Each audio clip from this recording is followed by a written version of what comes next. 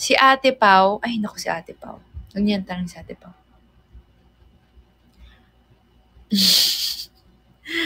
Ano si Ate Pau?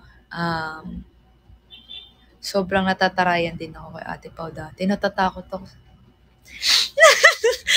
Ay, yung abs ko masakit. Oo, pero si Ate Pau, natatarayan ako sa kanya sa Adamson. As in, nakakatakot talaga siya.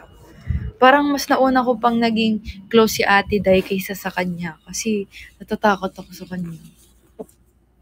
Pero mabait naman pala siya. Oo.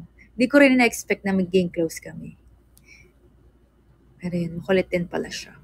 Si Ate Pau, ang pinaka-puso mo. Ayun, after ni Sedi, si Ate Pau, ang pusong mamon. Taray. Ako, mukhang mamon. Ikaw, pusong Mukhang mamon.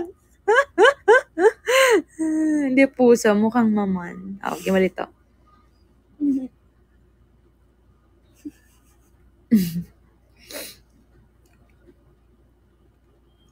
Pusong atat. Di na, sumikat na yung pusang atat.